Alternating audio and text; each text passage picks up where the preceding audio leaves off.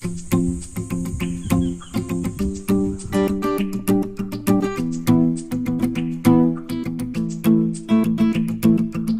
master, mapapanood pala tayo ni, ni Boy Tapang, di ba? Hindi sa positioning guys, napanood ko yung mga video niya. Ano masasabi mo sa video ko? Welcome to New Zealand. Agatin natin.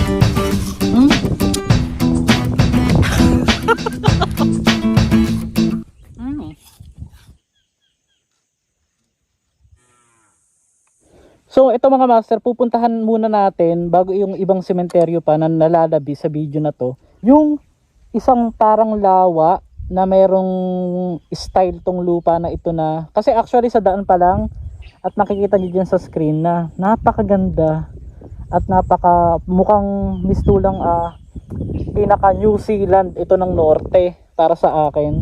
Dahil pupuntahan pa natin yung parang may lawa doon. Diretso lang tayo mga master. So huwag kayong bibitaw at supportahan yung video natin. Shout out po sa may-ari, kung sino po yung may-ari nito mga Valino family, Hernandez. Oo. Pakisarado nyo na po itong inyong musileo dahil samahan nyo ako sa bagong gala natin sa isang nakakapangilabot na naman na episode sa ating paggala sa madilim na gabi sa sementeryong ito sa Nueva Ecija na ginamit na naman sa kanilang makamundong gawain.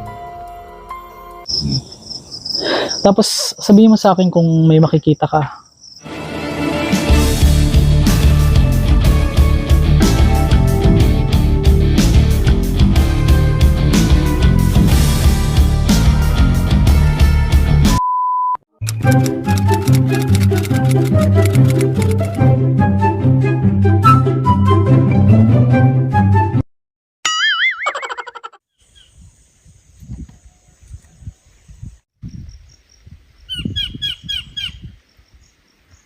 Grabe mga kamaster, ang ganda dito.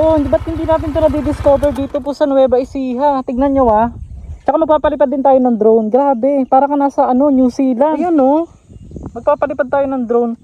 Tsaka ito yata, hindi ko sure kung private property ito na nabasa ko kasi dun sa labas, pinagbebenta siya. Tapos puntahan natin yung banda ron, tapos may pinakapatok doon. Magpapalipad tayo ng drone pagkatapos natin mag-selfie.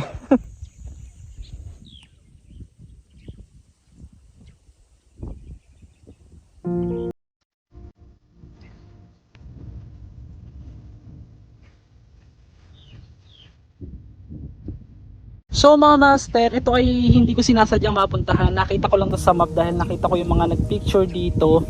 At doon pala sa kabilang side yung may parang lawa na naipon sa pinaka, kasi pababa yan So palipad muna tayo saglit ng drone para makita natin. Ito po ay located dito po sa Cuyapao. Wait lang, check. Cuyapo, oo, dito po sa Nueva Ecija. Hindi ko sure kung Cuyapo or Cuyapo, o kayo na po ang mag-correct sa akin. At natutuwa lang ako kasi hindi ko expected na ganitong kaganda pala dito, napaka-peaceful. Oh, ito pala ay tinawag na Colosboa Hills, oo, na parang pinagbebenta yata. Hindi ko alam kung sino may-ari nito mga master, pero napakalaking lupain. Ipapakita ko po sa inyo sa drone.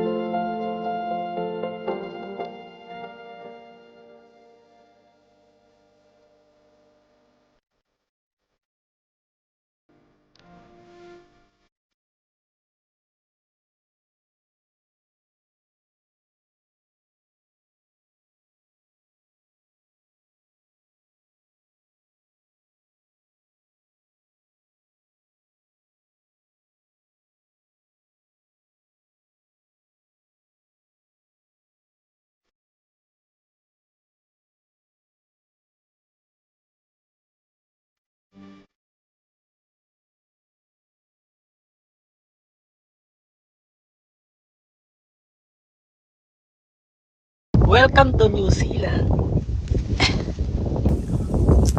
Kagatin natin.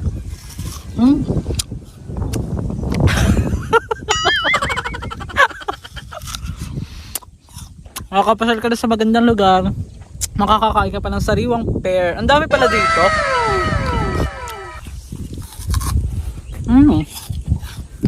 Baon ko po ito, hindi po ito galing dito. It's a prank.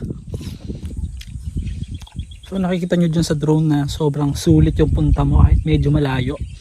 Pero mula Bulacan malapit na tayo sa Pangasinan. Kasi pupuntahan pa natin isang sikat din na puntod doon. Tapos na tayo doon sa puntod ni Rick Sigreto. Pero may kinalaman po doon. Meron pa tayong isang sikat na pupuntahan. At may babalikan din tayo doon. Pasensya na, natagalan ako kasi kailangan mapuntahan ko na kayo bago ako bumalik ng Davao mga kamaster. Dami ng kagat. A few moments later.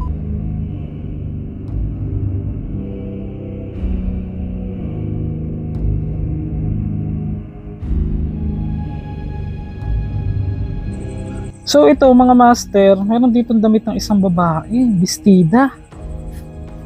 Sa kaya dinala yung babae. Ayan oh. Mga master. Hindi kaya ito yung pinatay? Or what?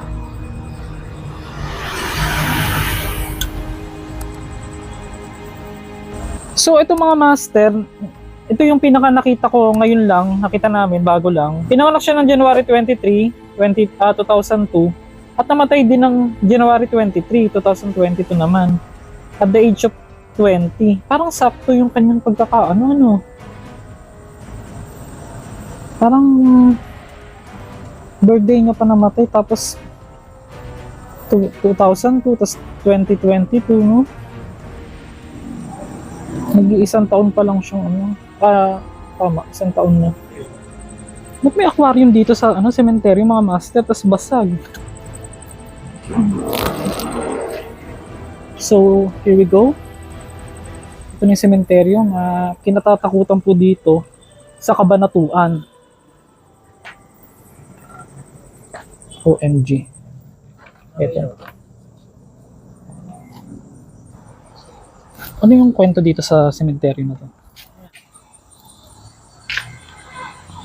So ito mga master, it's almost 8 pa lang ng gabi, medyo maaga-aga. At pinuntahan namin, kasama ko yung isa kong subscriber na hindi na natin ipapakita dahil ayaw niyang magpakita. Pakita ko lang sa inyo guys. Ang kwento nga daw dito sa cemetery ito ay meron daw na pinatay na 2 lalaki. At ayun nga daw yung sabi na magkaibigan at madalas daw nagpaparamdam. Although wala naman ako na-feel. Grabe. Imagine mga master, may pinatay na sa sementeryong ito. So, ang gamit kong dalawa yung gamit kong camera. May daan pala dun. Ay, bukas pala. Bukas pala, oh.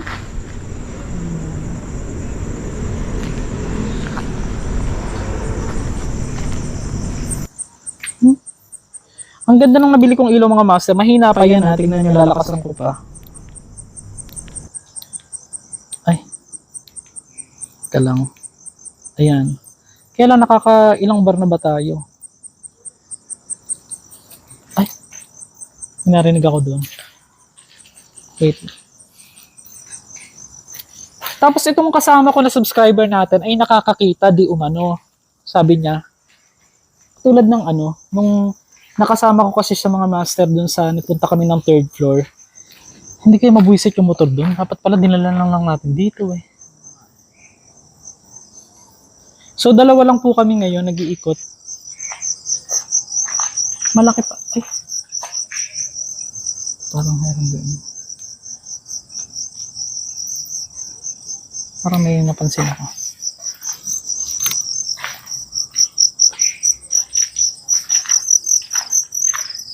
Wala po akong masyadong idea. Bukod dun sa kwento nga na ito raw ay may pinatay nga dito 2 magkaibigan na lalaki. Pero hindi namin alam yung puntod mga master kung saan. Tapos sabihin mo sa akin kung may makikita ka. Ituro mo lang o kasi nung nakaraan mga master, hindi niya na lang daw ikinuwento nung nagpunta kami dun sa 3rd floor. Nakakita siya ng lalaki. saan banda ron? Sa may papasok pa lang. Sa may gilid. Sa may isang puntod doon, may bakating Hindi dun sa hagdan. Yung pala sa bungan. Parang bantay. May gagawa lang ng thumbnail.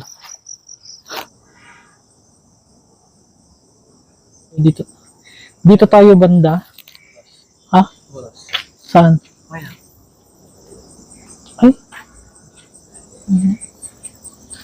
So bakit nga ba ako hindi nagsasawa sa sementeryo kahit lagi kong sinasabi na ayoko nang mag-content. Actually hinahanap-hanap na siya ng katawan ko. Charis. Hindi mga master, para sa akin, ang mga sementeryo naman kasi talaga, hindi mo naman dapat katakutan yan. Ang katakutan mo yung mga pwedeng mong makita na tao na pwede kang gawa ng masama dito sa sementeryo. Parang walang hangin, ano? Bakit may mga baby wipes dyan?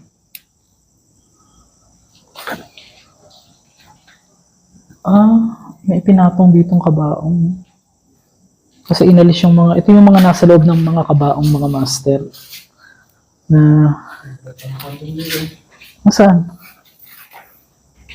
Ha? Balat na condom. Ay! Sana, diba? Ayun. Saan itinapon? Ayan, tabi-tabi po. Ang lakas ng trip. Para sa bagay, hindi naman nabago sa atin yan mga kamaster. Dito siguro nila ginawa. Charis. Ay, mga kamaster, mag-ingat tayo dito sa sementeryong to. Ito na naman. Ayan mga pinaganuhan ng paraphernalia. Patay tayo dyan. 7, 8, 9. Ayun pa Mga kamaster ngayon lang po namin to nakita. May mga lighter na walang yan. Naku po, itong dapat kasasabi ko lang, dapat itong pagkatakutan Tara. Ito ba natin dito? Baka mamaya may mga addict dyan. Shout out po sa may-ari, kung sino po yung may-ari nito mga Valino family, Hernandez. Oo. Pakisarado nyo na po itong inyong musileo dahil ginawa na po itong ng mga masasamang loob na iniwan lang po dito yung mga paraphernalia, mga ginamit po nila sa kanilang sariling kamunduhan. Oo. Pagkatapos, meron pa rito, bukod pa yung trust baka naman. So, ayun ang problema nga na iniiwasan natin mga master, yung addict. Mamaya matsyempohan mo silang gumagamit na yun ang delikado. Dito tayo, diba? Dito naman sa part na to, anong meron dito?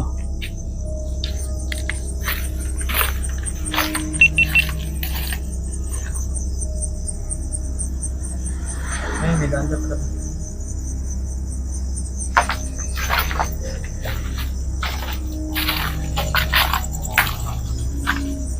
Ayan inaabot ng tubig dito. Bakit ganun yung mga sementeryo dito ang mabigat sa pakiramdam? Merong iba. Hindi. Tsaka yung ibang napupuntahan ko sa ibang lugar, hindi ganito. Ay, binana ako yung mga wire. Ayun may ipon dyan. Tsaka ba't ang daming mga ganito? Kanina pa tayo nakakakita ng mga ganyan.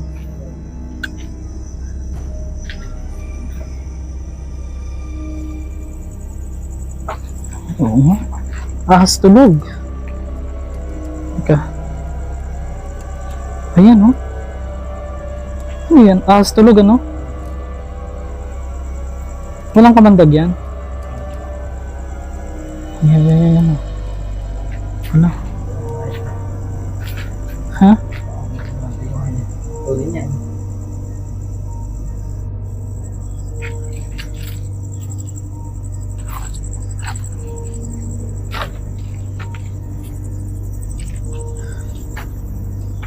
Ay, ito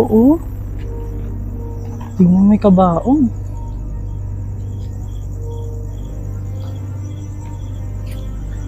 Ito lang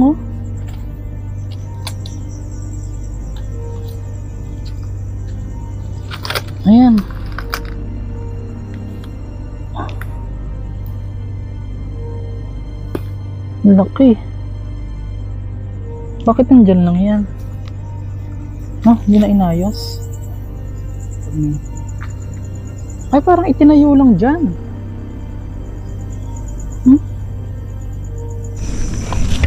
Ayan, creepy nito. May attic pala dyan. Ay, marami. Guys, ito yung dalawang pinakabago nitong Biyernes lang daw. Natagpuan na walang buhay dyan sa may, sa may malapit daw dito sa sementeryo. Diba, no? Nung panahon ni Duterte, hindi masyadong yung mga pinapatay yung mga ngayon parang kahit sino may atraso ko lang ng konti, pwede ka nang yun eh. Ito, itong dalawa, di ba magpinsan? Ito yung magkapatid. Ako po, bigat ang pakiramdam talaga pagka ganyan. Ito naman daw guys yung nakunan, pero ang laki naman ng nicho niya, no? Kung nakunan siya. So ito naman guys yung isang libingan dito na lumang luma. May mga pa ng angels. Hindi pa ba dito? Pabalik? So diretsyon lang natin to. Tara. So malapit na tayo guys. Sana panoorin yung video hanggang tapusan.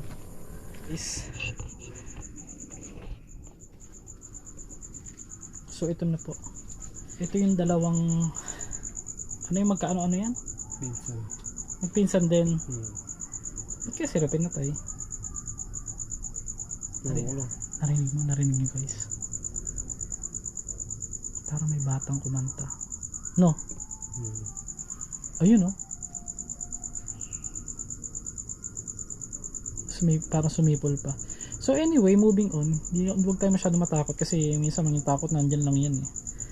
So naka-blurred po sila, hindi natin pwedeng ipakita. Magpinsan sila na namatay or pinatay daw po. At nahuli na ba yung suspect niyan? Oo, yata. Nahuli na.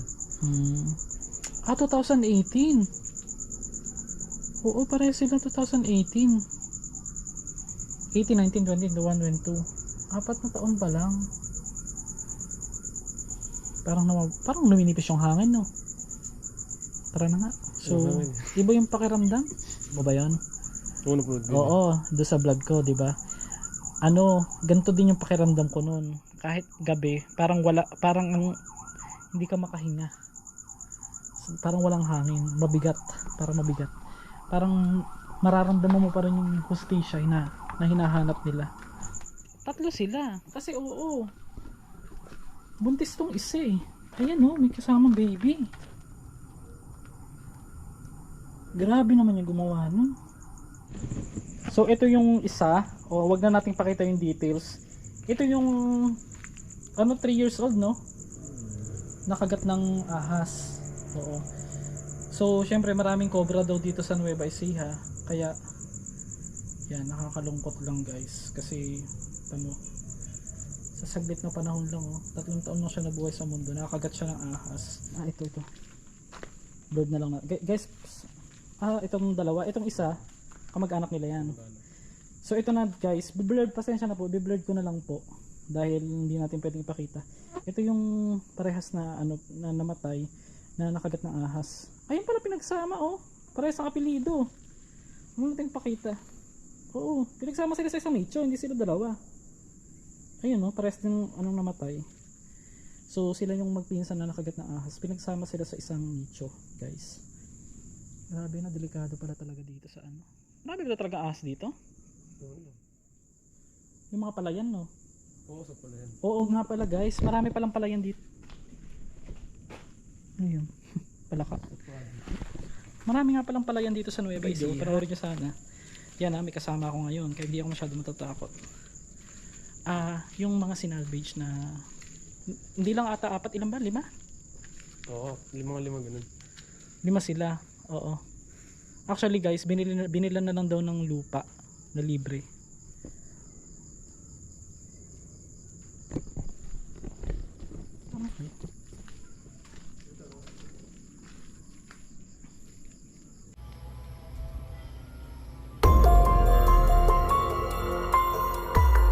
Mga master, mapapanood pala tayo ni, ni Boy Tapang, di ba? Hindi sa pasisinungaling guys, napanood ko yung mga video niya. Ano masasabi mo sa video ko? Nakakatakot.